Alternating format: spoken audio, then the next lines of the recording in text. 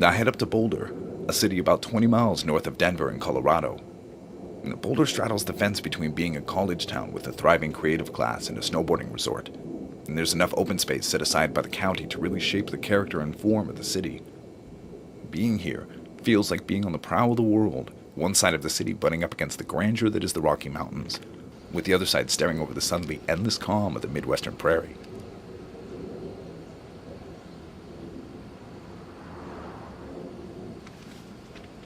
But despite the acquisition of open space, up until the 1990s, solid waste was disposed of outside the county because landfills didn't operate locally, and materials diversion was practically non-existent. By the late 1990s, the desire to avoid building a local landfill was reinforced by a new focus on waste diversion and recycling. The result was a public industrial facility constructed in 2003 by Denver-based architect Richard Epstein. It's currently the reason I cut my time in Denver short, the reason pay ends up getting the short straw, and the reason I'm risking missing a flight this evening.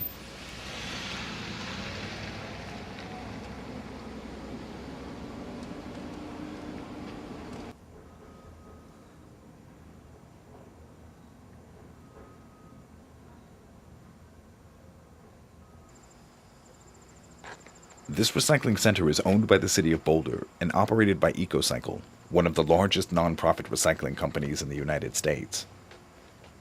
The facility is composed of two separate buildings that are connected, but not linked, by a long viewing gallery. The larger 50,000 square foot structure shelters the workflow of sorting machines, waste disposal, and distribution, while this one, the smaller 12,000 square foot building, contains offices and a multi-purpose room.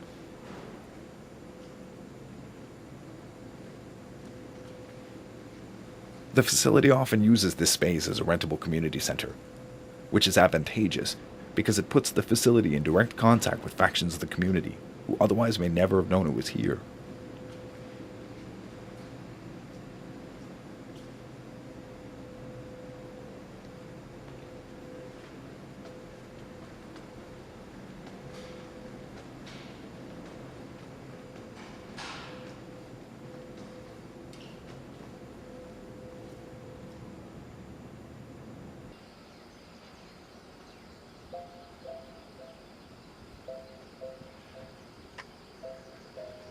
Yeah, I'd say roughly 1/3 of this architecture has everything to do with the transformative capabilities of the big yellow school bus.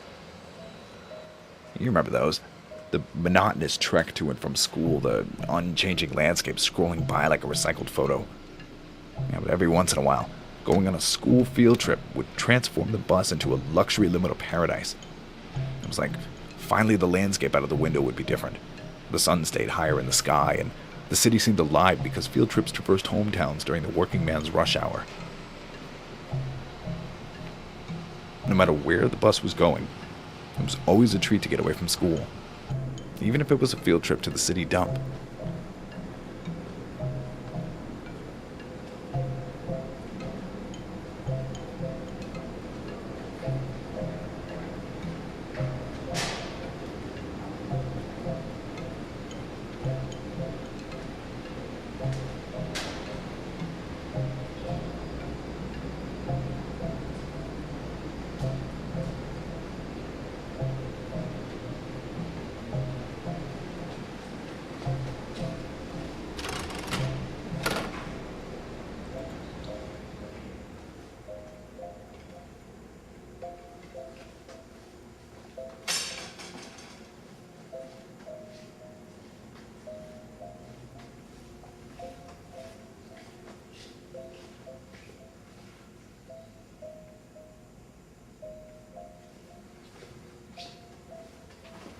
Part of what I find intriguing about this building is how the design relates to children, because each of the architectural decisions are treated as tools for education. The details all seem to want to communicate a message as vividly as the displays and signage. Take this viewing gallery, for example, which could be considered a third building, nothing more than a hallway, but what it passes through is a complete narrative about the larger environment. If fourth graders want to find magic on a field trip, and I don't doubt they'll find it in views of an estuary, piles of recyclables, and heavy machinery.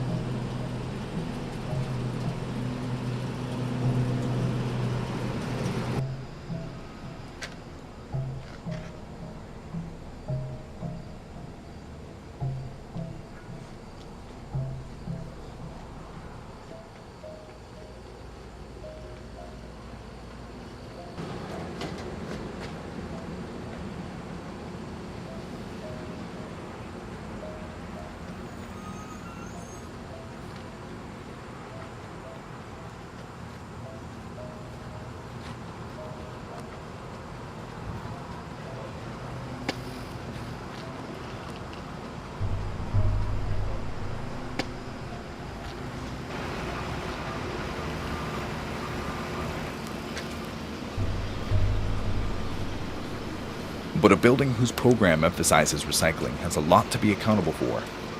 In terms of landfill volume produced, the construction industry and consequently architecture itself is one of the most wasteful industries, neck and neck with the hotel industry in Vegas. Yeah, it's not enough for what's under the architecture to encourage people to be more responsible about their garbage, but rather to rewire the thinking that believes things somehow transform from useful to useless, because a landfill problem is perhaps better thought of as a commodity opportunity.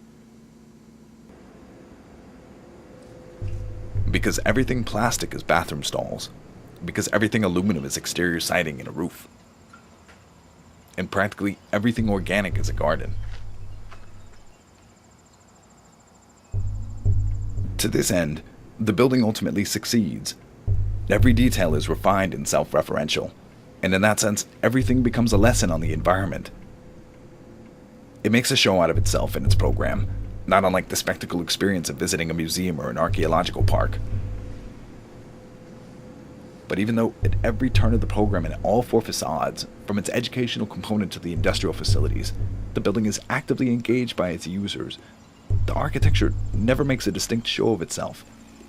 There are no bold figurative gestures, nothing cantilevering over the street, only a sexy shade of gunmetal gray and a caution yellow structure. But what stands out is the sensibility about conveying ideas to kids, one that takes an expressive backseat to the spectacle of heavy machinery and trains that haul away scrap metal.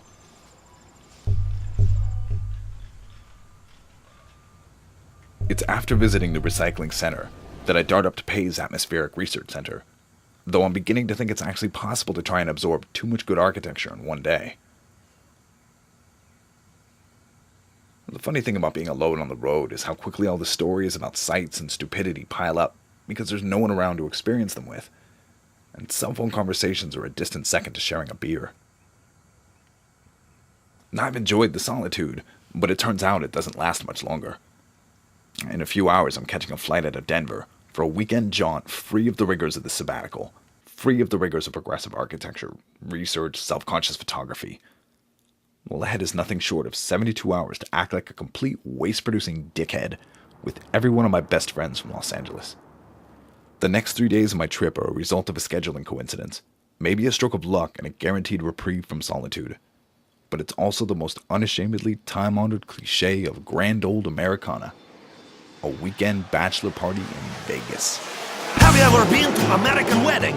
Where is the vodka? Where is marinated herring? Where is the musicians that got the taste?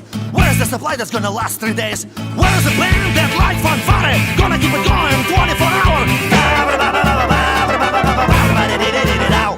And yeah, maybe it's the boost of energy from Vegas. Because after I get back into Denver, it seems like I'm rarely by myself anymore.